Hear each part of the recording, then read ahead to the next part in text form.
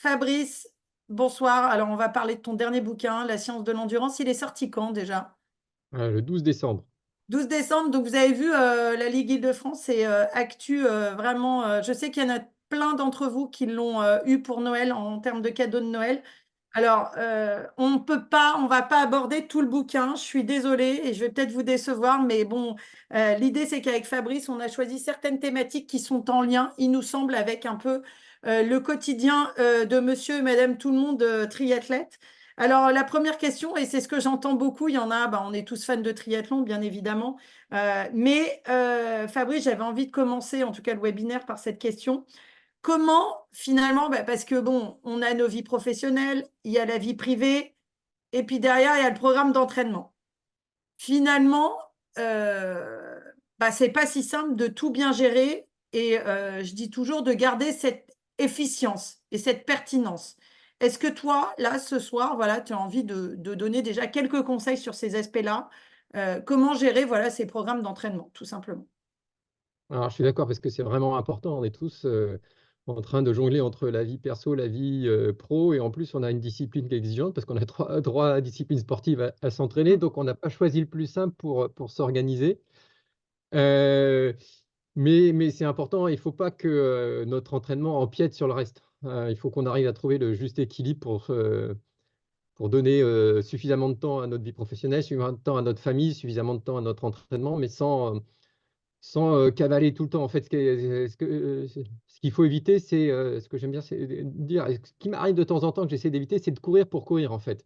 C'est de courir, rentrer vite, vite du boulot pour aller courir, en fait. Et c'est un peu délétère parce qu'on n'arrive pas à être disponible réellement pour notre entraînement. Et en fait, je pense que si on veut s'entraîner de façon efficace à la fois pour notre santé et pour nos performances, il faut qu'on soit disponible pour l'entraînement. C'est-à-dire que euh, on ait le temps, mais on est aussi la- le repos intellectuel et d'arrêter de se stresser en permanence. Et je pense que du coup, il faut savoir adapter son entraînement en permanence. Il faut savoir se dire que si j'ai eu une journée qui était vraiment trop compliquée, trop exigeante professionnellement, ou trop de stress, ou trop, bah, peut-être pas se rajouter un stress avec un entraînement un peu corsé, mais se mettre un entraînement un petit peu plus modéré. Ça, c'est la première chose, savoir s'adapter en temps réel. La deuxième chose, c'est savoir identifier les séances dont on aura besoin, les vraies bonnes séances et peut-être parfois oublier une séance et éviter d'être toujours, obnubilé par un plan d'entraînement où faut pas que je loupe la séance, faut pas que je fasse ça. Et je pense qu'oublier une séance, c'est parfois plus profitable que de la réaliser si on la fait pas, correctement. Ouais. Heu Et ça, c'est super que tu insistes là-dessus. Je vais aussi rebondir là-dessus. Alors, autant, vous savez qu'en termes de récupération physique, on a tout un tas de data là-dessus. C'est-à-dire qu'à un moment donné, physiologiquement parlant, on peut prévoir un individu sur des séances X, Y, Z, combien de temps il va mettre pour récupérer. Je vous rappelle une chose hein, sur les aspects mentaux, et pour être en lien avec des gens qui travaillent là-dessus. euh, c'est pas la même, hein. On n'a pas du tout la connaissance que l'on a sur les aspects de récupération corporelle. Et à un moment donné, le but, c'est pas de vous mettre non plus en burn-out. Hein. Burn-out, c'est-à-dire où des gens que je croise dans les clubs, ils me disent, mais je comprends pas, j'ai pris le meilleur coach du monde, là, il me fait des plans d'entraînement et je progresse pas. C'est l'effet palier. Est-ce que toi, tu as des retours en ce sens, Fabrice, sur des choses comme ça? Oui, oui, oui, oui, bah, oui, on voit bien qu'il y a des sportifs qui vont se lever trop tôt, par exemple, aussi, pour aller nager, parce qu'ils n'ont pas la solution, ou alors ils vont se faire un footing avant d'aller travailler, puis après ils se blessent.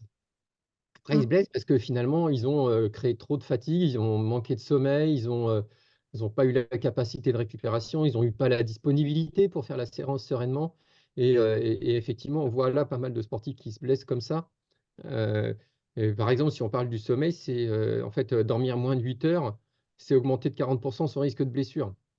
Dormir moins de 8 heures par nuit. Donc, parfois, juste à pouvoir trop bien faire, en fait, en plus, ça part d'une bonne conscience, c'est que je veux trop bien faire, donc je vais faire cette séance en plus qui va me faire du bien, mais non, elle va pas me faire du bien, finalement, je vais pas m'améliorer, je vais me blesser et heu et si on veut progresser, la meilleure chose à faire, la plus importante, c'est avant tout de ne pas se blesser. Ouais.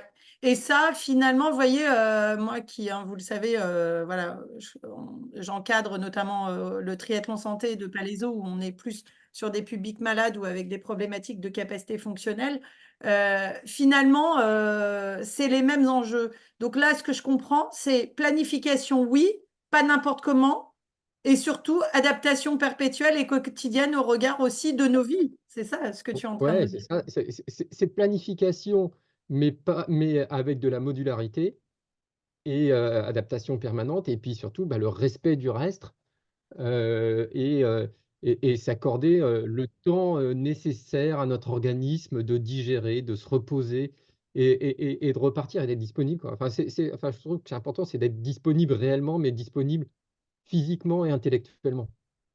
C'est ça. Et si on Mm. l'est moins, eh ben, on se fait une séance plus calme. Si on a moins de temps ou moins d'énergie, parce qu'en fait, ce qu'il faut comprendre, c'est que notre énergie mentale et notre énergie physique, en fait, elles se cumulent. Et quand on a trop tapé dans notre énergie mentale, on n'aura pas l'énergie physique pour faire la séance. En fait, ça se cumule et, euh, euh, et ça impacte les performances. Et donc, savoir se dire, bah, je devais faire du fractionné aujourd'hui, bah non. J'ai trop dépensé d'énergie mentale, ça va trop puiser. Je vais faire un footing cool où je vais discuter avec les copains. Ben, ça me fera beaucoup plus de bien. En fait, ça sera beaucoup plus profitable que d'aller d'aller piocher encore dans mes réserves qui ne sont pas infinies. Voilà, donc ça, c'est l'adaptabilité. Je pense que ça, c'est le message vraiment à faire passer. Il y a la théorie qui sont vos séances et votre programmation, et bah, la vraie vie, de mettre en concordance ça et que ça soit vraiment pas dans des pratiques pour vous mettre en danger. Alors déjà, vous mettre en danger peut-être dans la séance même, voire sur une espèce d'accumulation de mauvais choix qui vont engendrer la blessure et là, on n'est pas dans le bon, en tout cas dans les bonnes décisions. Alors, du coup, ben, c'est la question du choix. Je rebondis là-dessus. On fait quoi? Comment? On privilégie quoi comme séance? Il y en a, par exemple, aujourd'hui qui disent, mais voilà, ok, vous n'avez pas le temps. Il y a les mobilités actives qu'on peut implémenter dans nos journées, peut-être. Toi, voilà, indépendamment de ça, des mobilités actives, c'est quoi ton algorithme décisionnel?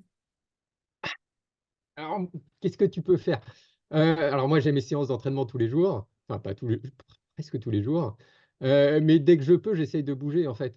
Tu vois, moi, je fais pas mal de visites à domicile. Donc, dès que je peux, bah, je vais me faire les escaliers ou je peux même les faire un peu plus rapidement. J'essaye de. Alors, naturellement, je bouge beaucoup.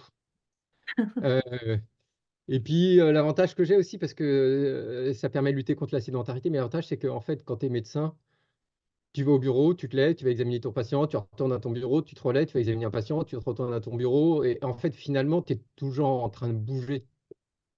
Euh, le seul moment où je bouge pas, c'est quand j'écris, parce que là, je suis capable de rester des heures face à mon ordinateur à écrire.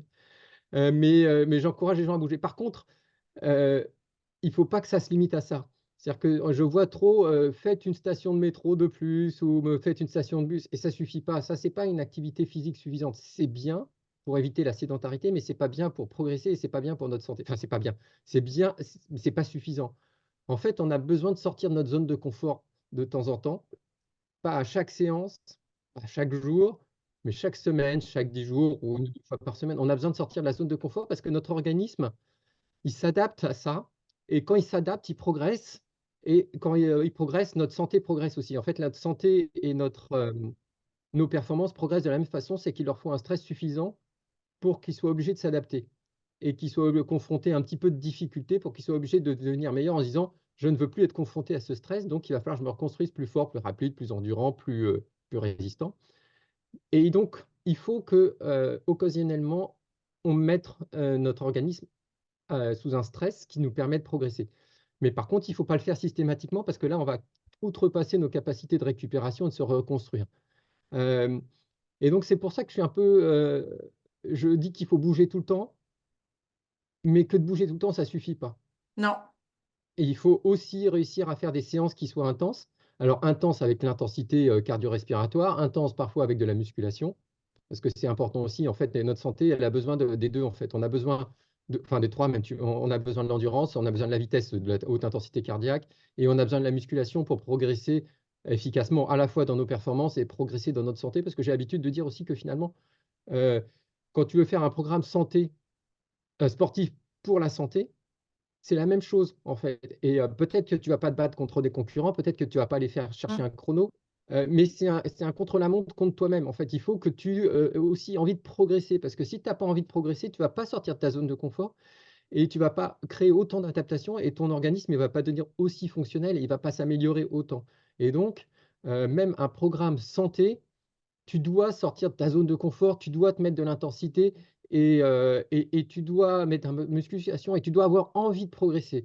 Si tu fais toujours le même tour, de footing, si tu fais le même tour tranquille tout le temps, tu vas pas créer autant de stress et ton organisme, il est pas poussé à devenir meilleur et il est pas poussé à s'adapter en santé et en fait, beaucoup de nos pathologies chroniques sont des pathologies de désadaptation et en fait, le principe, c'est de faire l'inverse, c'est de faire une santé d'adaptation. Je vais rebondir sur ce que dit Fabrice, hein. Moi, je vais donner mon exemple où j'encadre beaucoup des publics, voilà, et aussi beaucoup de seniors. Il y a des gens qui me disent, bah oui, mais toi, tu as de la chance, tu fais ton sport, tu encadres énormément. Non, je me désadapte. C'est-à-dire qu'à partir du moment où vous encadrez des publics qui sont voilà, avec des pertes de capacité fonctionnelle, j'ai dans mon agenda des séances qui sont prévues pour moi, exactement ce que dit Fabrice, pour justement désadapter mon corps. Parce que, en fait, c'est pas. Oui, alors je bouge énormément toute la journée, j'encadre énormément. Mais effectivement, quand je marche à 3 km/h avec mes seniors, j'ai eu à un moment donné, franchement, je me sentais pas bien. C'est-à-dire que je me sentais extrêmement fatiguée, je perdais en condition physique, alors que je faisais énormément d'heures d'activité physique par jour et par semaine. Donc, donc n'oubliez pas que je dis toujours un peu, alors je sais pas, Fabrice, justement, tu vas peut-être nous dire, régularité, hein, ça c'est hyper important, l'adaptation, la progression et le plaisir, hein, qui sont des leviers motivationnels, parce qu'à un moment donné, j'entends aussi beaucoup de gens qui disent, ah, j'ai plus envie, voilà, une espèce de saturation. N'oubliez jamais que le plaisir et le sentiment de progresser font partie des leviers motivationnels, hein, comme l'appartenance à un groupe, et que ça, c'est aussi au regard de vos choix de séance. Alors toi, tu nous dirais, on ferait quoi comme séance là, par exemple, bah là ce soir, je suis rentrée pile poil pour le webinaire. Bon, on va dire demain, tu me conseillerais de faire quoi là? J'ai pas le temps, hein, bien évidemment. Alors, demain, tu peux venir nager avec nous, demain matin. Voilà, demain, à quelle heure? Comme ça, Non, je sais pas. Alors, justement, je me suis couché beaucoup tard cette semaine, donc je pense pas que je vais aller nager demain matin. Normalement, on nage à 7h30 le vendredi matin, mais comme j'ai fait la webconférence mardi pour la Ligue Mm. Île-de-France Triathlon. J'ai travaillé aussi parce que mon boulot me fait travailler tard des fois. Donc, Ouais. j'ai aussi travaillé tard plusieurs fois. Donc, là, demain matin, j'ai besoin de sommeil. Donc, je vais aller me reposer. Je pense que je n'irai Mince. pas nager, sauf si naturellement je suis levé. Mais en tout cas, je ne vais pas mettre le réveil. Et Euh, donc, du coup, sur les différentes disciplines, course à pied, vélo et natation, qu'est-ce que tu conseillerais aux gens, voilà, sur une séance un peu type, genre, j'ai pas le temps. J'ai pas le temps, tu prends une demi-heure et tu vas te faire ce que tu veux. Une demi-heure, c'est le plus simple, c'est de partir de la maison en courant. Une demi-heure, si j'ai pas le temps, il y a un truc qui est sympa à faire, c'est une demi-heure de muscu, parce que en une demi-heure en muscu, on peut se faire quelque chose qui est sympa. La muscu, c'est vraiment important, c'est vraiment profitable. Et en une demi-heure, tu peux faire quelque chose au poids de corps, à la maison, sans sortir, même en 20 minutes, qui te laissera disponible pour le reste. Et souvent, c'est quelque chose qu'on oublie. Ouais, Et puis tu peux le faire, moi ça m'est arrivé de le faire dans 10 mètres carrés, donc ça, j'ai pas le temps, je peux pas partir de la maison, je fais 20 minutes de muscu.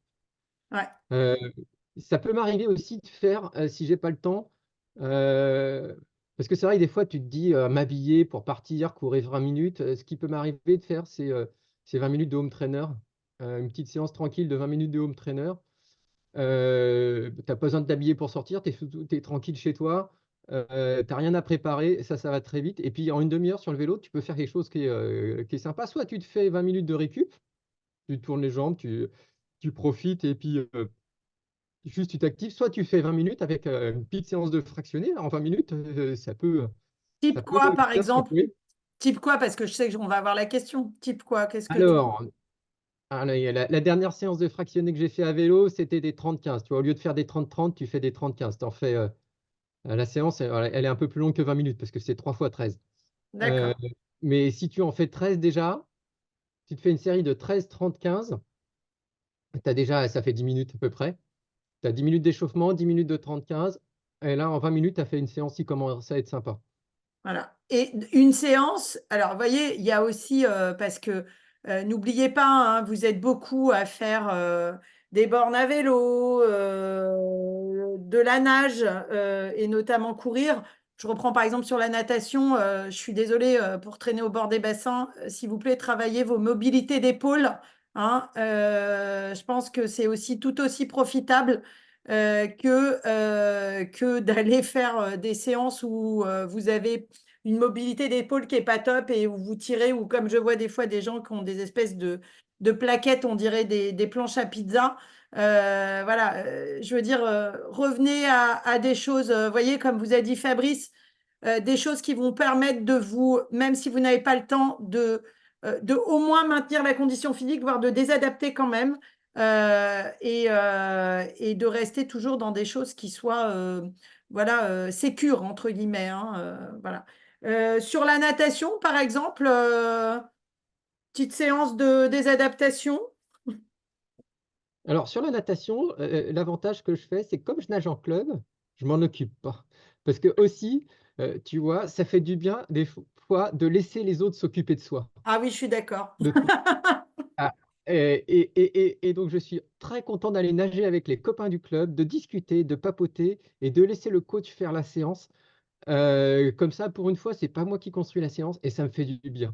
Donc D'accord. en natation et en plus, c'est pas ma spécialité, Ouais, d'origine, d'accord. je nage Donc, correctement, mais je suis pas un grand nageur et quand je construis mes séances de natation, par contre, je fais du catenage et je veux faire du catenage parce que je veux m'amuser et que même si on est un triathlète, c'est bien savoir faire autre chose, ou qui regarde et elle sait que ma nage préférée, c'est le papillon parce que ça m'amuse. Heu, mais voilà, je pense il faut aussi s'amuser et il faut faire du catenage. Par contre, il faut aussi mettre de l'intensité et c'est pas parce qu'on est un triathlète qu'on doit faire que du crawl. Il faut faire plein de choses et il faut être à l'aise dans l'eau parce qu'en plus on a vu cet été quand même, on a eu quand même pas mal de noyades, sur les compétitions.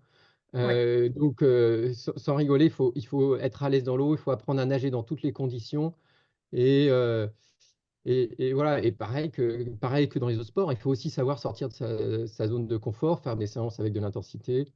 Heu, Il y avait sur un précédent webinaire, hein, je reprends, vous irez voir avec Florian Assier et Florian Assier, puis le préparateur physique. Florian, donc du coup, lui, il est natation, il disait ben, déjà, au lieu de faire des longueurs, apprenez à mettre un t-shirt dans l'eau et à l'enlever. Voilà. Il dit, pour être à l'aise dans l'eau, déjà, ça fait partie des petits exercices à faire.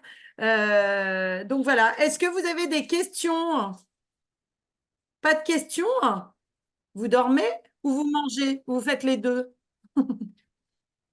Pas de questions là-dessus sur tout ce qui est programmation d'entraînement, votre gestion vie professionnelle, vie privée. Alors j'entends aussi beaucoup de gens qui disent oui, j'en ai marre, mon entourage me dit que je suis addict. Alors pour gérer la question une bonne fois pour toutes, hein, la conduite addictive n'est n'est en lien avec le temps de pratique. Il y a des gens qui sont addicts à l'activité physique, c'est-à-dire bigorexiques, avec très peu de temps de pratique. Ce qui doit vous guider dans votre quotidien, c'est la règle des C.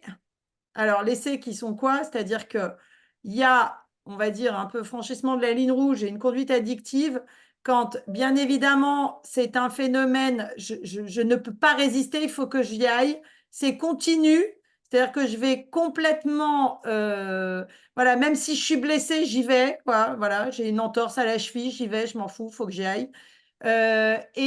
Surtout, il y a tous les aspects, et c'est ça qui doit vous guider, de conséquences que ce soit sur la vie sociale, c'est-à-dire des gens qui se retrouvent à être complètement, ne plus parler à leur famille, ne plus aller en réunion de famille pour aller faire leur entraînement.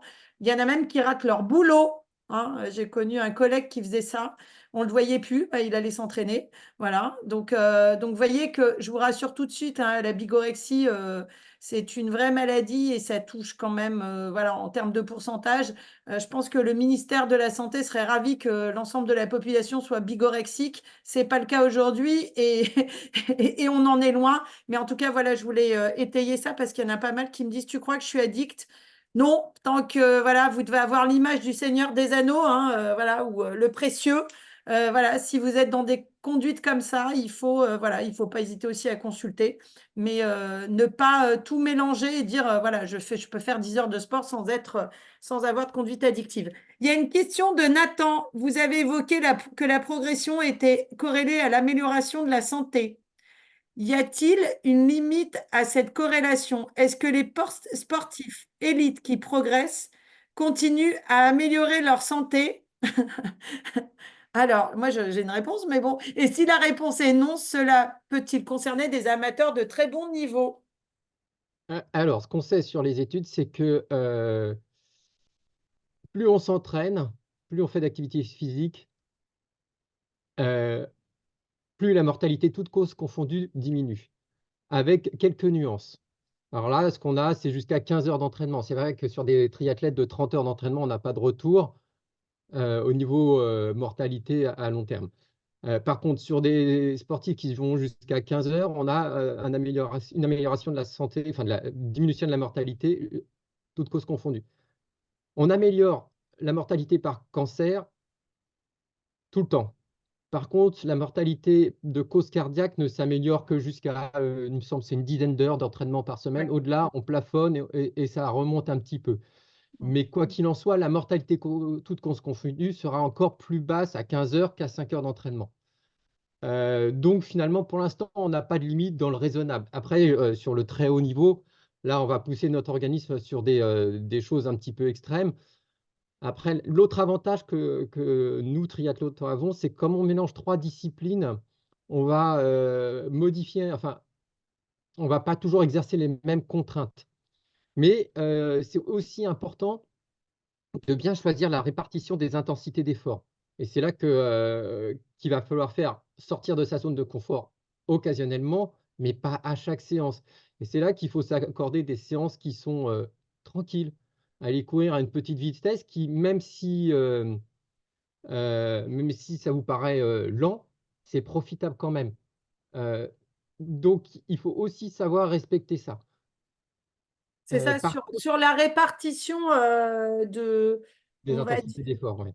des intensités, toi, tu conseilles quoi? Parce que Alors du moi, je fonctionne avec la polarisation de l'entraînement, c'est-à-dire que j'utilise deux intensités d'effort qui sont extrêmes, deux pôles, un pôle endurance, un pôle grosse intensité. Du coup, je répartis mes intensités d'effort en trois zones, comme ça a été publié dans la science, en fait, hein. Tu as une partie, tu sais, tu peux répartir en cinq intensités ouais, ou trois intensités. Finalement, ça revient au même parce que moi, j'utilise trois intensités d'effort, zone 1, 2, 3. La zone 2, c'est l'équivalent intensité 3, c'est le seuil. La zone 1, c'est l'intensité endurance, donc c'est I1, I2. Et la zone 3, c'est I4, I5, les zones à haute intensité, celles qui haute font progresser intensité. Mm. surtout les capacités cardiovasculaires, enfin cardio-respiratoires. Et du coup, moi, je répartis en ces deux intensités d'effort. Logiquement, c'est à peu près 80% en endurance et 20% sur la zone 2 et zone 3, dont 15% sur la zone 3 et 5% sur la zone 2. Mm. Après, l'organisme, il n'est pas aussi précis que ça. On n'a pas besoin d'être calculé à la minute près. Et c'est plutôt une répartition des intensités d'effort. Donc, si tu prévois de faire 5 séances dans la semaine, eh ben, tu en mets une à haute intensité et 4 en endurance. Ouais, Euh, Après, tu peux faire de temps en temps des zones 2, donc l'équivalent du seuil, mais ce n'est pas la peine de dériver trop dans le seuil. Souvent, le problème, c'est que le seuil, c'est le trou noir de l'entraînement. Souvent, tu as deux types de personnes. Enfin, tu as des personnes qui, quand elles doivent s'entraîner en endurance, trouvent que c'est trop facile, vont un peu au-delà de l'intensité de l'endurance pure et dérivent vers le mm. seuil. Ou trou noir de l'entraînement qui attire l'endurance. Et du coup, comme ils ont créé une fatigue excessive, quand ils doivent faire de la haute intensité, ils n'arrivent pas à donner Ils sont tout. Donc, ils cramés. redescendent, ils sont un petit peu en dessous. Mm. C'est tellement. Donc moi, je répartis comme ça à peu près euh, à haute intensité, donc au-delà de 90% de la fréquence cardiaque maximale. Et, euh, et, euh, et, et puis tu as une répartition comme ça qui peut être modulable d'une semaine à l'autre, hein. C'est un ordre d'idées en fait. Ouais. Alors moi, je vais rajouter aussi un truc, hein. Moi, je suis fan de muscles profonds. Je suis désolée, mais c'est aussi important, voilà, que vous l'implémentiez dans vos séances d'entraînement. Voilà, petit exercice simple, bah, vous marchez à quatre pattes chez vous, faites des allers-retours en étant, voilà, en mettant bien les mains à l'aplomb des épaules et les genoux en rase-motte au-dessus du sol. Hein. Ça le fait aussi, ça fait le job. Et c'est hyper important parce que les muscles profonds, bien évidemment, vous avez le transverse hein, qui va tenir tous les aspects, notamment toutes les viscères et par rapport à la prévention des maux de dos, etc. Hein, et n'oubliez pas que vos muscles profonds, c'est du transfert de force. Hein. Donc, voilà, des questions ou pas? Merci Nathan pour ta question. Tu t'es lancé, on te remercie. Est-ce qu'il y a d'autres gens là qui veulent poser des questions avant qu'on entame l'autre thématique qui est l'entraînement respiratoire? Ça fait une partie de ton livre. Et quand on a préparé la séance, je t'ai dit, mais qu'est-ce que ça, l'entraînement respiratoire? Est-ce qu'il y a une question, une dernière question là sur la planification? Moi, j'ai juste une question. Bonsoir. Bonsoir. Bonsoir. On a parlé donc de la polarisation et de la zone 2 qui est plutôt à éviter. En effet, pour travailler de façon spécifique ou l'endurance ou la qualité comme la vitesse ou la puissance, donc dans une optique de progression, la polarisation est pertinente, mais en vue d'une compétition, il y a un moment où il va falloir rajouter le seuil, je pense.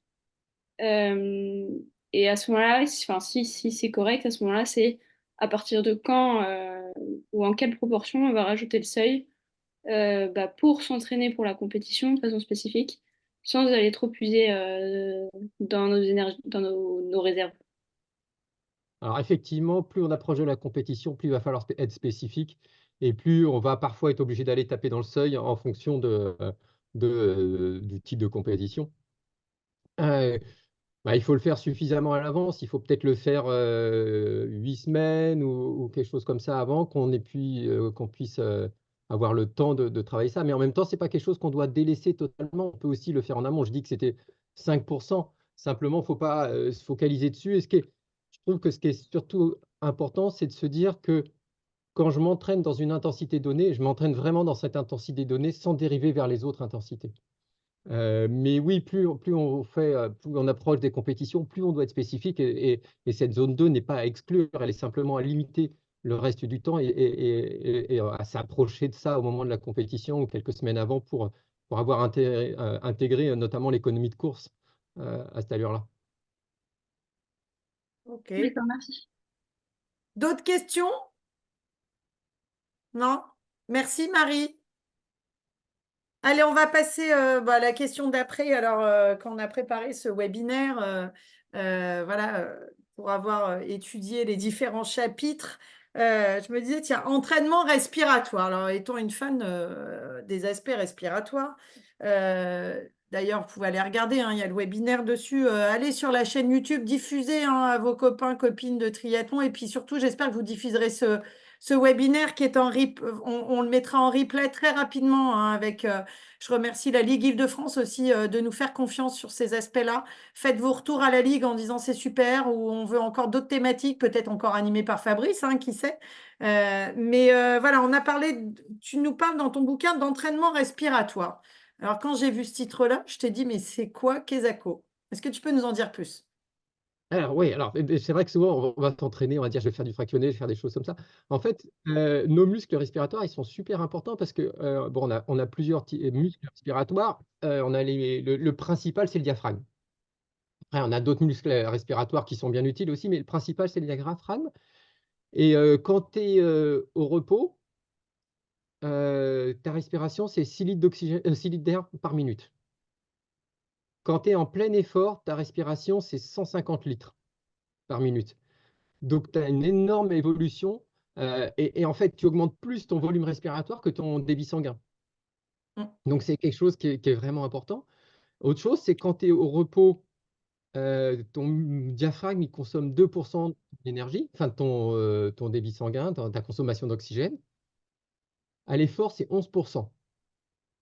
D'accord? Parce qu'il est obligé d'augmenter son travail Eh oui.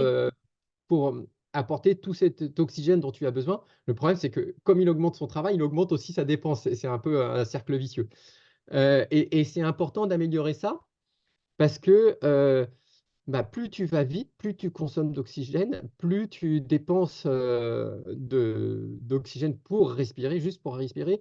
Et donc, entraîner ça, ça permet de s'améliorer. Donc, c'est quelque chose qui est utile, mais que bah, rarement on entraîne consciemment. Moi, ça m'arrive très rarement consciemment de me dire, je vais aller entraîner mon diaphragme. Alors, tu peux le faire travailler souvent, effectivement, tu le fais travailler quand tu fais des exercices de mobilité, dans des Ouais, exercices de respiration, pilates, yoga et compagnie, tu fais travailler le diaphragme. Mais la plupart des triathlètes, on ne le fait pas. Alors nous, quoique, on le fait plus que les nageurs, que les coureurs, parce qu'on nage. Et que ouais. quand tu nages, souvent, bah, déjà, tu as la tête dans l'eau, donc tu es obligé de trouver des astuces pour respirer. Donc nous, ça nous paraît facile, mais pour les débutants, respirer, c'est compliqué dans l'eau. Euh, donc nous, en tant que triathlète, on est déjà impacté par ça. Autre chose, c'est quand on a une pression hydrostatique sur nos poumons, ce qui fait qu'on est déjà obligé de respirer un peu plus difficilement. On ne le perçoit pas, hein, mais on est déjà obligé de respirer un peu plus difficilement que les coureurs ou les cyclistes. Donc c'est quelque chose qui est important à travailler parce que ça va aussi améliorer ton économie d'effort. C'est-à-dire si tu améliores ton diaphragme, si tu l'entraînes, il va consommer moins d'oxygène quand tu cours, quand tu respires, enfin quand Mm. tu fais un effort. Et cet oxygène qui sera moins consommé, il sera utile pour les muscles. Ouais. Donc ça améliore tes performances. Et c'est de plus en plus important avec le niveau qui s'élève. Mm. Et, Donc et- on l'entraîne. Alors ce qu'on fait souvent, c'est les longueurs en apnée ou le moins de respiration possible, ou respiration 3, 5, 7 ou 5 temps, 7 temps. Enfin, déjà, ça, c'est pas mal, mais on peut encore faire mieux. On peut encore faire mieux et on n'est pas obligé de le faire en natation. Déjà, premièrement, si on le fait en natation, ce qui est bien, c'est de le faire en apnée, mais d'avoir expiré avant d'aller nager. Enfin, avant de partir. Souvent, tu prends ta respiration et tu pars. Ce qui est mieux, c'est de le faire, j'expire et je pars. Tu peux le faire aussi en courant. Ils ont testé en courant ou sur le vélo. Ils ont testé en vélo parce qu'en vélo, c'est plus simple, tu risques pas de tomber sur le home trainer à la maison. Et tu fais 5 minutes, comme du fractionné respiratoire. En fait, tu vas faire 5 minutes en faisant euh, j'expire en 4 secondes, j'inspire fort, et tu fais comme ça pendant 45 secondes, et tu respires après pendant 15 secondes normalement. 4 secondes, j'expire tranquillement en 4 secondes, j'inspire fort, j'expire 4 secondes, j'inspire fort, j'expire 4 secondes. Je fais ça pendant 45 secondes, je respire 15 secondes normalement et je fais ça sur 5 minutes. Alors commence tranquillement parce que comme tout fractionné, tu ne vas pas commencer par faire une série de 30-30-30. Tu Mm. commences progressivement. Et ben, c'est la même chose, tu commences progressivement parce que sinon tu vas avoir du mal. Tu peux le faire en courant, mais alors attention à l'environnement parce qu'on n'a pas l'habitude de faire ça en apnée et ne te met pas en danger. Euh, mais c'est des choses qui, du coup, améliorent euh, l'endurance de ton diaphragme, améliorent l'économie de ton diaphragme, c'est-à-dire qu'il va consommer moins d'oxygène et tu peux améliorer tes performances. Alors, ce qu'on remarque aussi, c'est que parfois, ça crée une espèce de petite hypoxie, mais pas Mm. autant que si tu es en altitude, donc tu n'as pas autant de bénéfices de ce côté-là, mais tu peux avoir quand même un bénéfice euh, pour mieux gérer les efforts à haute intensité en anaérobie, en hypoxie. Et c'est vrai, alors je reviens, hein, par exemple, je fais le parallélisme toujours aussi hein, avec les malades, par exemple des insuffisants respiratoires. On va être extrêmement vigilant sur tous ces aspects-là, hein. Donc soyez-le aussi, voilà, sur toutes les bonnes, c'est quelque part les bons conseils que vous donne Fabrice sur ces aspects-là. Je pense que c'est trop négligé dans les clubs. Voilà, c'est le but aussi de ces webinaires. Peut-être que voilà, je pense notamment, il y a des gens en natation, hein, déjà la priorité est déjà de regarder au niveau du diaphragme comment ça se passe. Il y en a, vous avez les diaphragmes qui sont bloqués aussi, avec des diaphragmes qui sont plutôt en position basse et voilà, donc c'est pas bon aussi. Donc allez rechecker sur ces aspects-là. C'est ça aussi le triathlon, si vous voulez être efficient, comme le dit Fabrice, et sortir un peu du classicisme, je nage, je cours et je fais du vélo. Le diaphragme est quelque chose, bien évidemment, à considérer. Je vous rappelle que même au quotidien, hein, vous respirez combien de fois par jour? Le mécanisme, il se passe combien de fois? 22 000 fois, hein. Donc, donc ça mérite quand même qu'on s'y intéresse voilà, avant d'aller chercher à Decathlon des haltères, des machins, des trucs. Regardez votre diaphragme et sur ces aspects d'entraînement respiratoire que vient nous dire Fabrice. Des questions par rapport à ça? Non? Pas de questions? Bon, ok. On va enchaîner. Vous n'hésitez pas, encore une fois, à poser vos questions dans le chat. Et puis également voilà, à lever la main ou à mettre votre caméra si voilà, ça nous permettra de vous voir. Allez, autre petit chapitre de ton livre.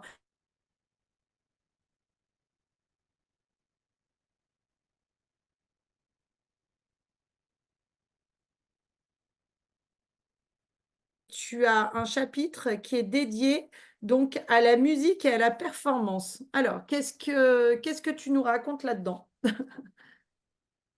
Alors, Pour- en fait, on a commencé à en parler tout à l'heure, finalement. On n'a pas parlé de musique directement, mais on a commencé à en parler parce qu'on a dit que la fatigue mentale altérait la performance et notre disponibilité pour l'effort. Mais en fait, la musique, c'est l'inverse, c'est que finalement, euh, la musique peut aussi influer sur nos performances et sur notre entraînement. D'ailleurs, on a beaucoup de gens qui courent avec de la musique. Euh, et donc, on a remarqué que la musique avait des effets directs sur notre organisme. Donc, tu peux moduler ta fréquence cardiaque avec de la musique, tu peux moduler tes sécrétions hormonales, notamment le cortisol avec la musique. Sur les performances, tu peux améliorer l'économie d'effort avec de la musique.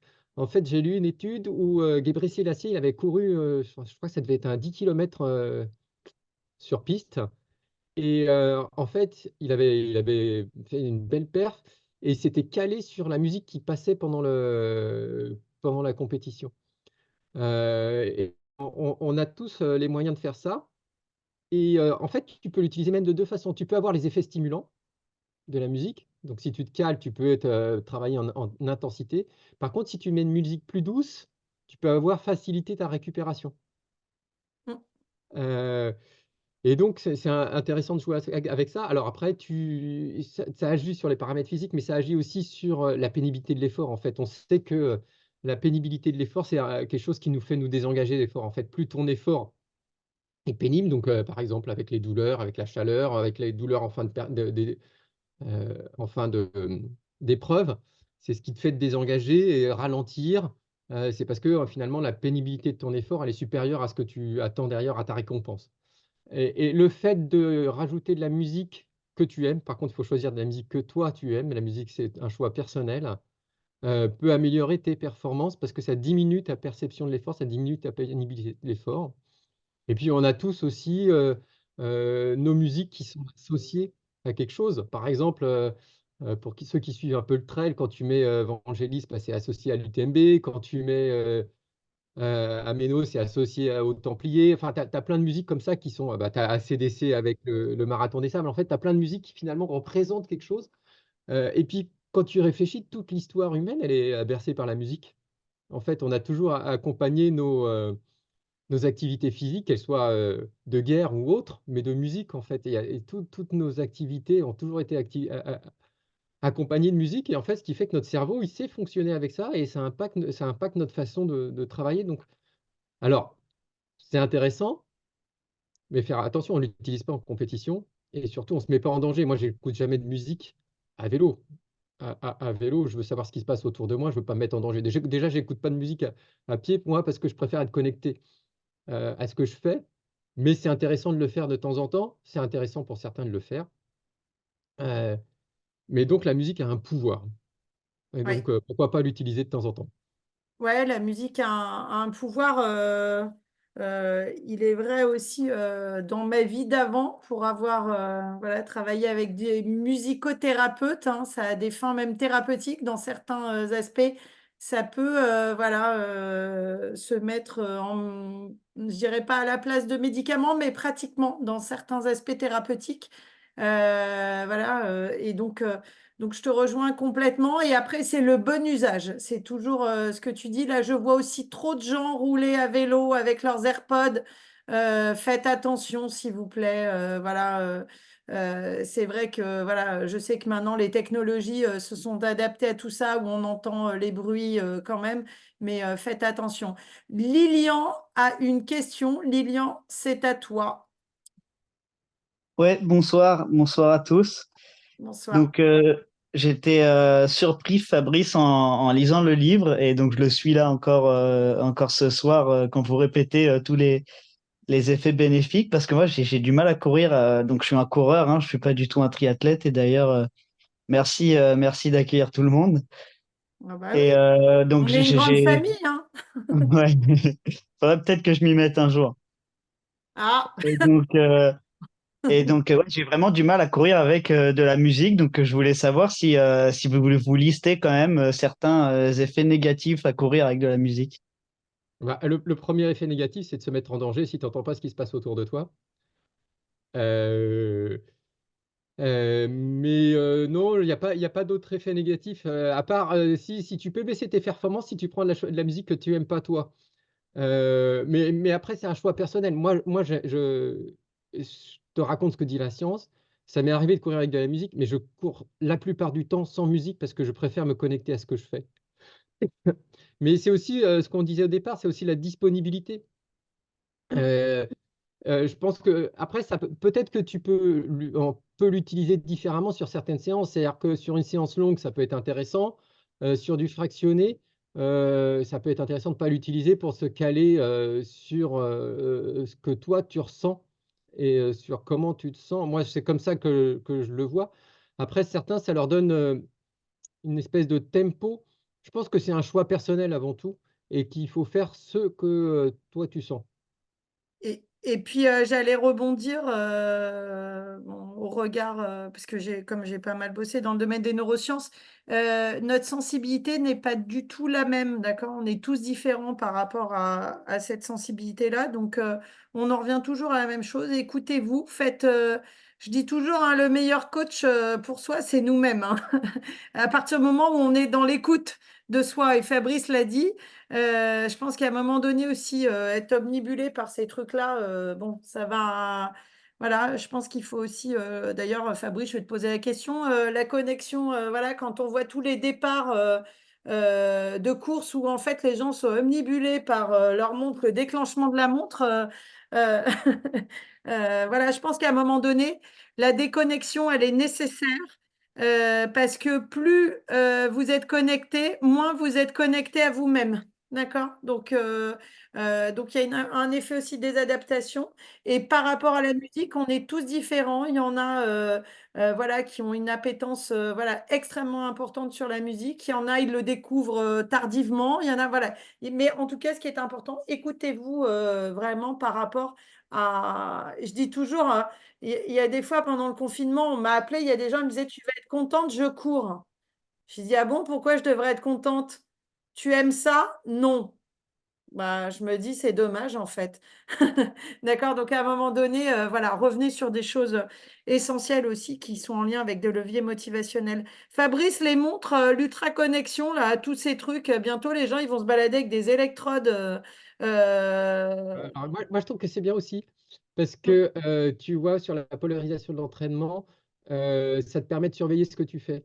mm, Ça te permet de surveiller. Je pense que c'est bien à partir du moment où c'est un aide et pas un objectif. c'est ça. Et effectivement, l'objectif, c'est pas d'aller péter le Strava, le com sur Strava. Bon, on s'en fout, à mon âge, j'en ai pas trop. Ah. Euh, mais je suis la légende locale sur le petit coin de rue à côté de chez moi. Euh, il faut pas que l'objectif, ça soit la montre. L'objectif, c'est la santé et la montre, c'est l'aide. Mm. Après, quand je pars de faire une course, je lance mon chrono aussi, hein, et je l'arrête. Tout le monde. Mm. Mais voilà, l'objectif, c'est d'être connecté, c'est bien parce que ça a des avantages, ça permet d'avoir des choses, mais il ne faut pas que ça soit un stress. Là, je discutais avec, alors tu vois, dans le livre, j'ai des témoignages d'athlètes élites. Oui, d'ailleurs, parlons-en parce que effectivement, le livre, bon, il y a de la revue de la littérature, il y a tous les trucs et astuces que nous donne Fabrice, et il y a aussi le témoignage de plein d'athlètes de haut niveau qui a collaboré avec toi là, du coup. Alors, j'ai Marjolaine Thierry, j'ai Clément Mignon, Fred Bellaube, Charlotte Morel, Arthur Orso. Ça, c'est pour les triathlètes. Pour les trailers et les coureurs, j'ai Blandine Hirondelle, non, c'est bientôt. J'ai Marilyn Nakache, j'ai Ilyas Zouri. J'ai pas mal de monde qui m'ont accordé leur confiance et j'ai appris plein de choses à leur côté. Il y a Hugo Ferrari aussi. J'ai appris plein de choses. Et du coup, l'un de ces athlètes me disait qu'en fait, il avait un capteur de sommeil et en fait, qu'il l'avait enlevé parce que finalement, il était trop focalisé sur le sommeil, Eh enfin oui. pas sur le sommeil, mais sur le résultat de sa montre plus que sur le sommeil. Mm. Et que c'était un stress. Alors, il y a une autre chose aussi, c'est que parfois on mesure la variation de la variabilité de la Variabilité fréquence cardiaque. cardiaque. Mm. Alors, je pense les études pour l'instant ne sont pas super probantes que ça soit pas d'une efficacité remarquable, mais moi je l'ai fait, je me mesurais ça. Et en fait, j'étais tellement stressé par le score que je pense que c'était pas mon vrai score parce que tu Il y a surveilles ce un- qui se passe, tu regardes ta fréquence cardiaque, tu regardes ton machin, et tu es plus stressé par le capteur que par la réalité, en fait. Et il ne faut pas que le capteur outrepasse ce que toi tu fais. C'est ça. Le bon usage de ces outils, ça me semble essentiel. Ah, j'ai plus de- On pourrait rendre ça une espèce de parallélisme avec le médecin, et tu le sais, qui prend la tension au patient et le J'ai perdu syndrome de ton la son. blouse blanche. Hein? De quoi? Tu m'entends plus? Ouais, je t'entendais plus. Ouais, oui, je disais, je faisais le parallélisme. Oui, c'est le bon usage. C'est comme tout, hein, le bon usage de tous ces outils. Et puis de faire le parallélisme avec le syndrome de la blouse blanche, hein, où le médecin arrive pour prendre l'attention au patient. Et puis en fait, voilà, la tension, elle monte, mais pas tant par rapport aux paramètres physiologiques, mais par rapport aux aspects inhérents à la mise, enfin en tout cas à la prise tensionnelle. Soyez vigilants, regarde tout ça et après, quand tu nous dis là, même les athlètes de haut niveau, vous voyez, ils prennent aussi des décisions. C'est-à-dire à un moment donné, le truc devenait plus un stress qu'un outil dans son quotidien. Bah, il a pris la décision de faire sans. Mm. Ouais, dans tous les témoignages, donc j'ai fait les témoignages au téléphone avec eux, donc j'ai souvent discuté pas mal de temps avec tous. Et en fait, il y a quand même quelque chose que tu remarques, une unité dans tout ce qu'ils disent, c'est qu'ils s'adaptent. C'est qu'ils s'écoutent et qu'ils s'adaptent et qu'ils sont capables de réajuster en fonction de ce qu'ils ont perçu, éventuellement de ce que leur entourage leur a fait percevoir. Mais il y a une adaptabilité derrière qui est vraiment importante. Et je pense que si beaucoup d'entre nous étaient capables de s'adapter autant qu'ils le font, on serait mieux, en meilleure santé et puis un peu plus performant. Mais voilà, ils sont capables euh, de s'informer, d'écouter et d'avancer. Mm. C'est ça. Mm. Et je pense que, voilà, finalement, vous voyez, pour les malades, on dit toujours activité physique adaptée, mais c'est vrai pour tout le monde, encore une fois. Adaptez vos pratiques, évaluer les choses et réadapter. OK, il y avait la séance, OK, je devais faire ça, mais entre-temps, il s'est passé ça et ça dans ma vie perso. Voilà, soyez juste dans les aspects décisionnels.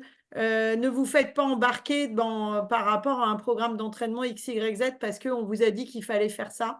Voilà, si c'est passé des choses qui ont impacté émotionnellement votre journée, que vous ne le sentez pas, adaptez les choses. Des questions ou pas par rapport à ça? Non? Est-ce que vous êtes là? Oui, Karine, on est là et Fabrice aussi. Oui, nous sommes là. On attend, on écoute attentivement. bon, en tout cas, n'hésitez pas, voilà, encore une fois, à poser vos questions, à interagir. Ne soyez pas timide, hein, il y a pas de questions bêtes, hein, je le répète à chaque fois. Voilà, l'omniscience, messieurs, dames, ça n'existe pas. On espère en tout cas pouvoir vous répondre, et puis peut-être pas non plus, parce que voilà, on ne sait pas tout. Donc voilà, allez, on va enchaîner sur la dernière thématique que je voulais aborder. Bon, on va un petit peu dépasser parce que je trouve, enfin, voilà, Fabrice est passionnant. Hein, je ne vais pas couper à 22 heures pile poil en vous disant allez, salut, bonne nuit. Dernière Surtout, je reste pas thématique. demain matin. De quoi? Oui, demain matin. Donc, vous avez noté, il n'y a pas de natation. C'est dommage. Ça fait 2 ans que j'avais pas nagé. J'avais envie de nager. Donc, on va parler des étirements. Alors, les étirements, on entend parler de tout et n'importe quoi. Euh, Étirement, quand, comment, pourquoi? Fabrice, est-ce que tu peux nous éclairer? Parce que, alors, il y a autant, il y a des experts des étirements, mais quand même, il y a quand même des choses voilà, à connaître. Est-ce que tu peux nous aider à y voir clair là-dessus? Alors en fait, là-dessus, c'est un peu le principe du livre. En fait, ce que je voulais, c'était on m'a dit qu'il fallait que je m'étire, donc je m'étire. C'est Ou alors, ça. on m'a dit qu'il fallait que je m'étire, donc, mais j'aime pas ça, donc je m'étire pas. Par contre, quand je cours avec des copains, je m'étire quand même parce que je montre que je m'étire. Ou je le fais que avant les compétitions quand il y a du monde. Et en fait, ce que je voulais voir, c'est parce que tu as plein de «on m'a dit que» et je voulais savoir ce qu'on fait vraiment et donc le livre n'est que construit que sur ça et donc c'est pour ça que c'est pas un dictionnaire, j'aborde pas tous les sujets. J'aborde des sujets où j'avais quelque chose à dire, où j'avais quelque chose à démontrer par rapport à ce qu'on fait habituellement. Et donc les étirements, voilà, ça fait partie des choses. Je n'aime pas m'étirer, donc peut-être que j'étais pas très objectif, mais je le faisais quand même, mais pas tout le temps. Mais donc Non, j'ai regardé. il y a pas de biais de vision parce que déjà, tu t'es intéressé à la thématique, alors que tu n'aimes pas, déjà. Et puis donc finalement, bah, en regardant les études, tu te rends compte que ça ne prévient pas les blessures. Ça ne prévient éventuellement les blessures que chez les, gens qui vont aller chercher des extensions extrêmes, enfin des tensions extrêmes comme des hurdlers, mais nous on court pas sur des haies, hein. Pas Heu, encore, pas encore. voilà, donc pour nous et on fait pas de la gymnastique, donc pour nous, les étirements n'ont pas de bénéfice sur la performance et n'ont pas de bénéfice sur la santé. Donc s'étirer, c'est pas utile. En plus, certains suspectent des effets indésirables, par exemple, de tirer un peu trop fort, d'avoir sur des muscles qui ont été déjà un peu traumatisés par une course un peu forte, donc après une compétition, de pouvoir, tirer encore sur des fibres un peu fragilisées. Donc à l'heure actuelle, la science, elle montre que s'étirer n'a pas de bénéfice dans notre sport.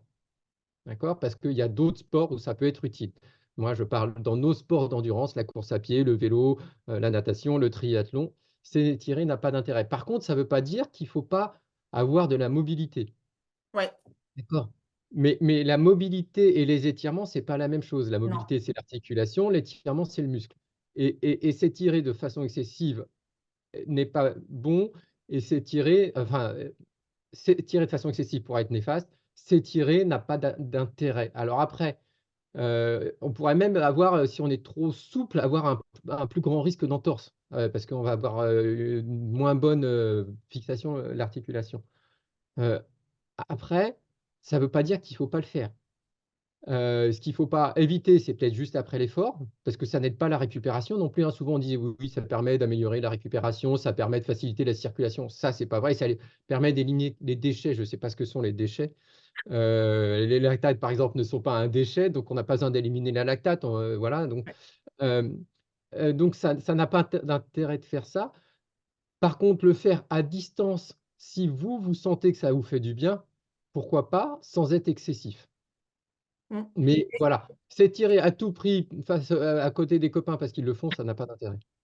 Ouais. Et puis, oui, et puis tu le dis aussi en fonction de la séance qu'on a fait avant. Voilà, il y a aussi ça qui entre en considération. Mais moi, je vais donner mon avis. Voilà, et c'est pas pour abonder ce que dit Fabrice. Moi, je suis à fond mobilité.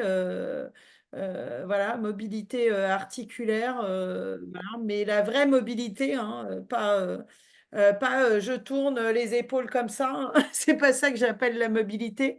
Je veux dire, aujourd'hui, euh, aller travailler ça correctement, mettre vraiment de l'espace hein, au niveau des capsules, c'est hyper important. Je pense notamment quand je vois des gens nager, j'ai toujours peur. Je me dis, ils sont en mode, ils vont s'exploser leur coiffe des rotateurs, hein. Je me dis, c'est pas possible d'enchaîner des séances comme ça en n'ayant pas de mobilité d'épaule alors que c'est une source même de progression en natation. Voilà, pas de mobilité d'épaule, c'est sûr que vous n'allez pas arriver à déplacer un maximum d'eau. C'est aussi simple que ça, la progression en natation. Autre point, hein, pas de enfin, aujourd'hui, si vous n'avez pas de mobilité, notamment au niveau des vertèbres thoraciques, ben, votre respiration, ça va mal se passer, forcément, hein, voilà, donc c'est tout ça parce que les vertèbres thoraciques jouent bien évidemment sur les mécanismes de mobilité d'épaule. Donc voilà, des petits trucs comme ça. Des questions par rapport aux étirements? Non. Oui, bonsoir. Bonsoir Fabrice. J'ai une petite question sur justement la jonction entre mobilité et étirement. En natation, j'ai pas mal de triathlètes, notamment des hommes qui sont assez forts musculairement, mais qui ont un défaut de souplesse. Ils ont un problème d'alignement segmentaire. Ils n'arrivent pas à lever le bras vraiment à l'angle de leur corps. Et je voulais savoir si notamment les étirements, ça pouvait les aider ou ça servait à rien de forcer, si c'était plutôt la mobilité, si c'était les deux. Bah, je pense que c'est un peu les deux en fait. Euh, Si tu reprends sur les étirements, en fait, c'est une courbe en U, c'est-à-dire que en fait, tu as une zone, tu as besoin d'avoir une certaine zone de souplesse musculaire, et si tu n'en as pas assez, c'est néfaste. Si tu en as trop, c'est néfaste aussi.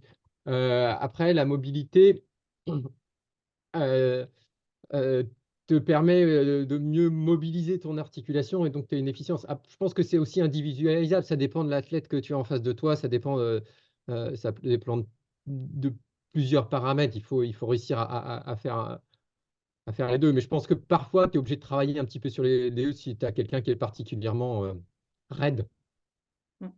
Ouais, et pour les aspects, là, je vois qu'il y a beaucoup de questions sur la mobilité. On pourra éventuellement faire un webinaire là-dessus, hein, sur tout un tas de mouvements, hein. C'est pareil, là, par rapport à tes gugus, il y a déjà deux choses, hein.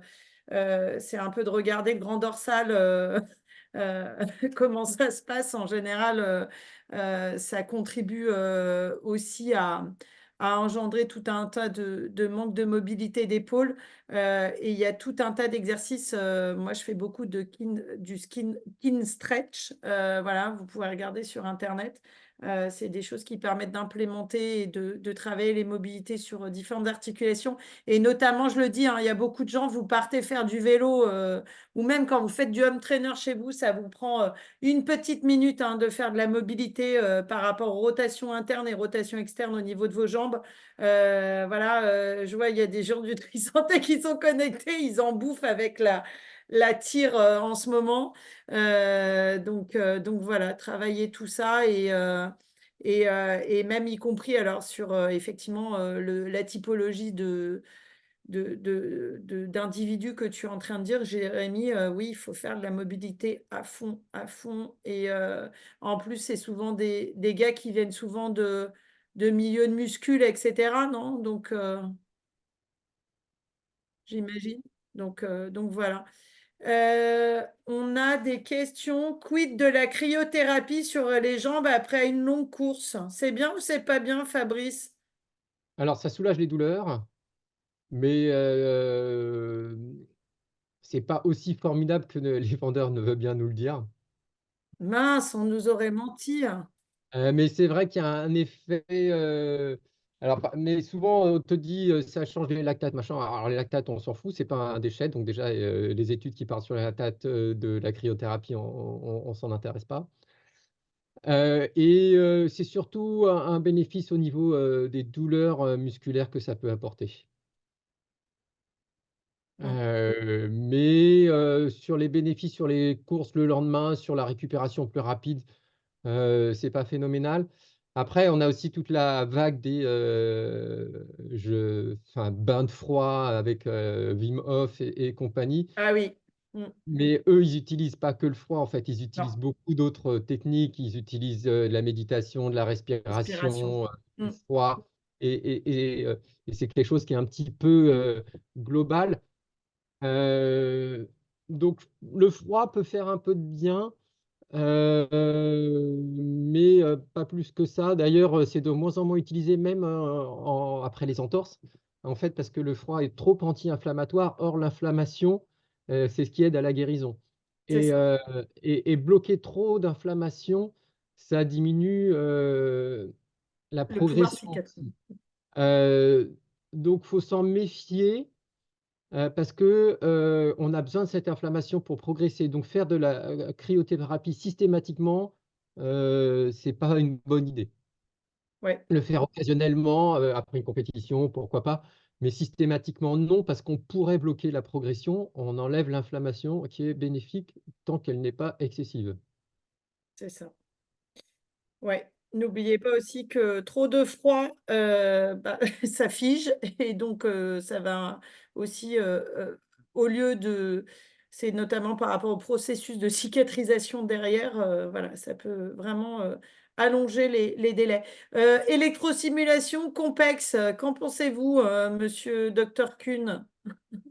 Alors, j'ai pas trouvé beaucoup d'études là-dessus. Je m'y suis intéressé un peu. Moi, j'aime pas trop parce que, en fait, je trouve que ça manque la commande neuro du cerveau jusqu'au muscle. C'est ça qui me gêne. Alors, tu peux avoir un effet musculaire. Tu peux même faire une rhabdomyolyse avec du complexe, hein. Si tu fais trop, tu peux casser vraiment de la fibre musculaire et avoir des dégâts musculaires. Ça peut avoir un intérêt quand tu es inactif pour blessure ou des choses comme ça. Donc, ça peut être intéressant. En revanche, pour moi, il manque quand même, enfin, alors, je veux pas remplacer un effort par ça parce que, ce qui me plaît, c'est de faire l'effort. C'est pas que l'appareil le fasse à ma place. Mais ça peut avoir un bénéfice, occasionnel, notamment en cas de blessure, pour maintenir une activité musculaire quand même malgré une immobilisation, en fait. Je veux dire plutôt par rapport à une immobilisation. Mmh. Mais, Oh, c'est vrai que j'ai pas plus de réponses que ça. Après, le problème, c'est que si on veut progresser en musculation, il faut avoir quand même un geste qui s'approche du geste normal. mmh. Donc, complexe, on est un peu loin du geste normal. Et puis, il n'y a pas la commande cérébrale. C'est pareil, alors, j'avais une question à te poser parce que bon, les exercices de renforcement, moi, je privilégie beaucoup dans le mouvement, parce que je considère que c'est se rapprocher le plus de l'activité. Toi, tes conseils par rapport à ça? Alors, Dans le moi, je fais mouvement? beaucoup de Par rapport poses. aux chaînes musculaires, quoi, à Alors, l'engagement. Ouais. tout à l'heure, tu avais parlé du transverse, et moi, ce qui me venait à l'esprit, c'est aussi la chaîne postérieure qui est souvent délaissée. Ah oui, merci d'acheter des Swiss balls, travaillez, vous demandez à votre femme ou votre homme qui vous lance des balles de tennis pour travailler les chaînes postérieures sur Swiss ball. Ouais, non, c'est important de faire des chaînes postérieures parce que c'est aussi délaissé. On travaille les abdos, on travaille les pectoraux, on travaille les quadris, mais on délaisse les ischio-jambiers souvent. C'est ça. Euh, les mollets, ça va, mais voilà. Et puis le dos, on fait du gainage, mais on fait surtout la chaîne antérieure, un peu moins la chaîne postérieure, donc ça, c'est important. Mm. Euh, Sur- donc, moi, je fais beaucoup de muscu au poids de corps, en fait, en essayant de travailler tout et polyarticulaire, c'est que j'essaye de travailler des fonctions proches de la réalité de nos efforts. Et il m'arrive de faire des séances que j'appelle paléophyte mixte. Alors, paléophyte, c'est le nom de mon troisième livre. Ouais, Et c'est entraînement, voilà, c'est une méthode d'entraînement, paléo, comme des chasseurs-cueilleurs. Et donc, je fais des mouvements, des séances où j'alterne muscu, course à pied, muscu, course à pied. Je peux le faire en natation aussi, mais c'est vrai que c'est un peu plus difficile, mais on le fait.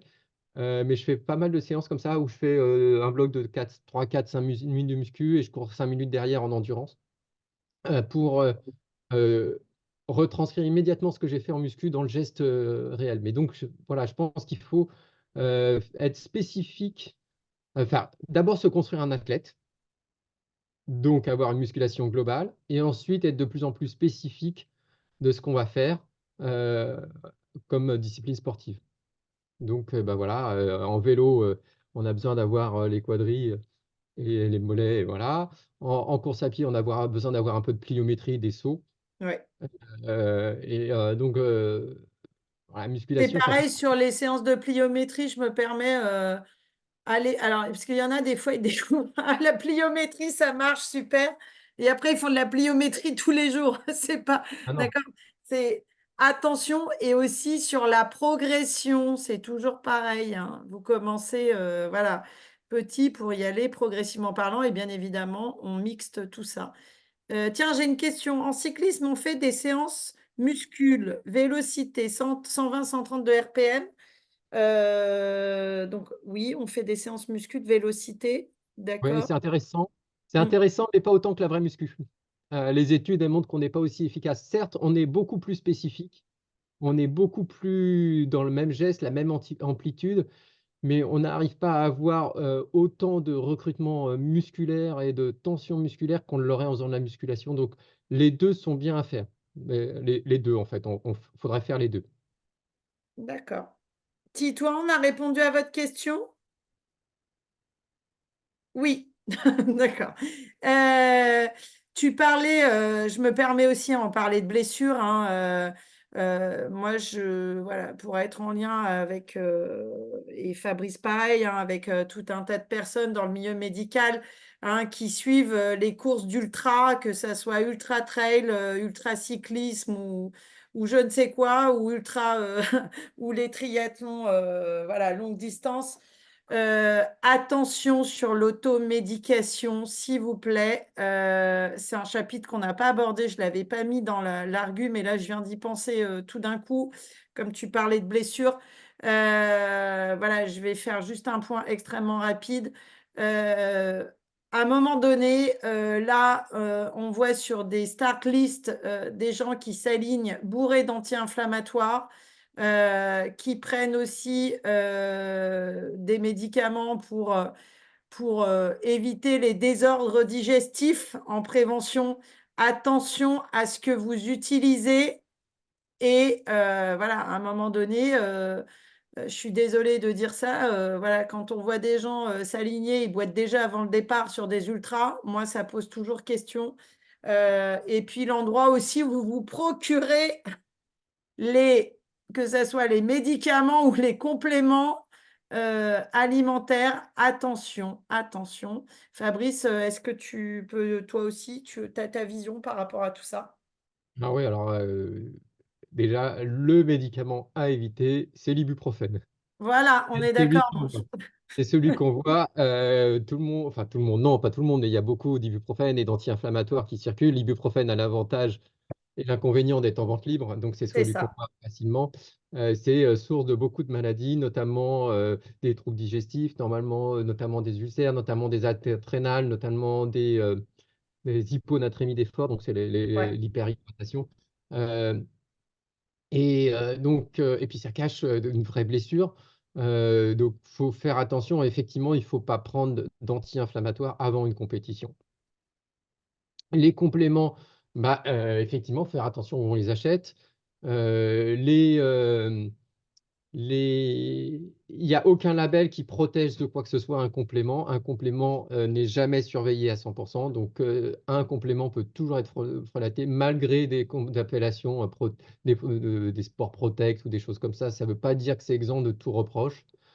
J'avais eu un truc qui était assez pertinent, c'est si le complément vous ferait progresser, c'est c'est que c'est pas un complément c'est pas un complément autorisé. Ouais.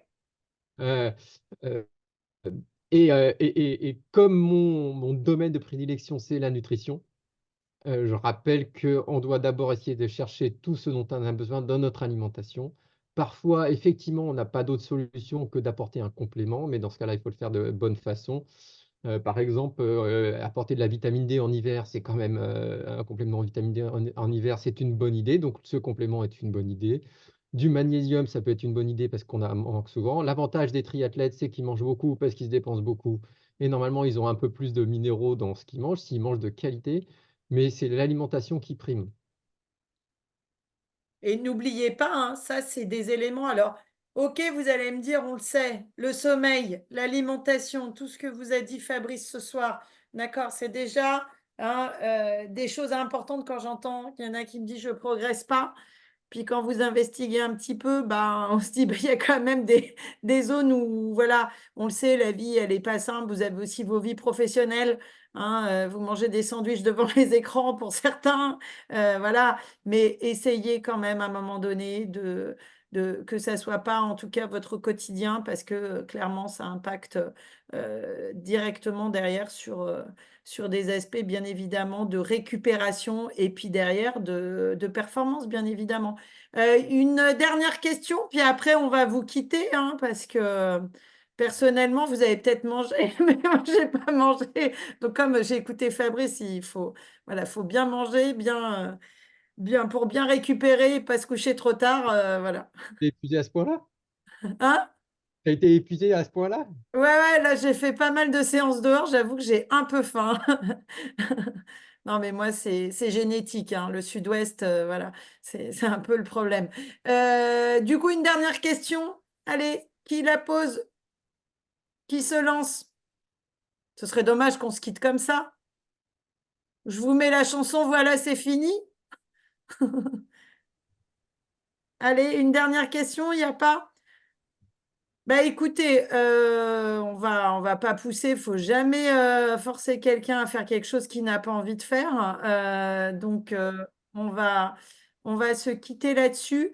Je voulais vous remercier parce que je sais que voilà, c'est un. Oui, qu'est-ce qu'on mange? Bah écoute, c'est non, je préfère pas dire parce qu'après je me décrédibilise définitivement.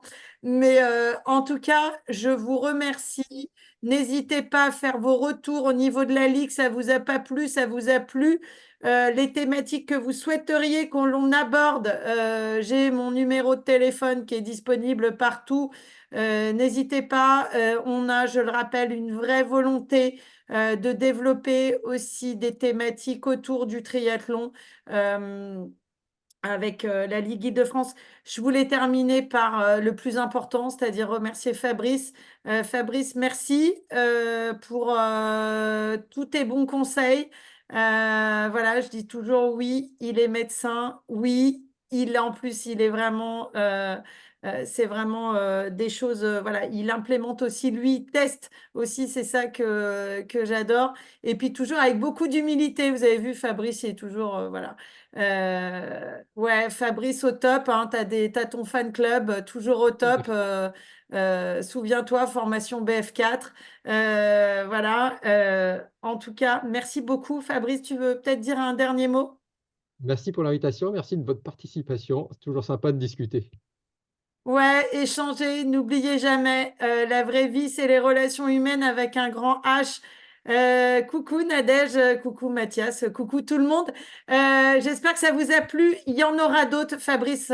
J'espère qu'on pourra t'avoir, voilà, je sais pas, sur l'alimentation, je sais pas, est-ce que ça vous dirait ou pas. Mettez un petit pouce là qu'on voit, ça serait intéressant, voilà, de faire, pourquoi pas, quelque chose sur l'alimentation. Et puis toutes les bonnes, toutes ce que vous avez envie, vous, voilà, vos besoins, on s'adapte, on trouve. Bah, écoute, Fabrice, là, je suis désolée, alimentation, mobilité, voilà, bon, je crois que le prochain, on fera alimentation, hein, on va voir Oui, ça. avec plaisir. Voilà, et puis je verrai peut-être qu'on créera un groupe WhatsApp voilà, pour vous informer des webinaires et qu'il y ait encore de plus en plus de monde. Parlez-en autour de vous, s'il vous plaît, parce qu'à chaque fois, tout le monde me dit alors, ça a plu. Et puis, c'est aussi les intervenants, ils donnent de leur temps. Voilà, je le dis, Fabrice, il intervient bénévolement. Voilà, il faut aussi le dire. Donc voilà, il y a Mathias qui demande sur l'alimentation si c'est possible de faire la gestion de la glycémie sur le long effort. Voilà, Mathias, on prend la On va en question. parler, mais il faut du temps. Faut du temps. Ok, Mais on peut en parler. voilà. Ben, écoutez, bonne soirée. Et puis, oui, Nadine, c'est promis, je t'appelle tout de suite. Voilà. Et surtout, faites-nous des retours et Fabrice, vraiment. Merci encore, vraiment, pour tout. Merci.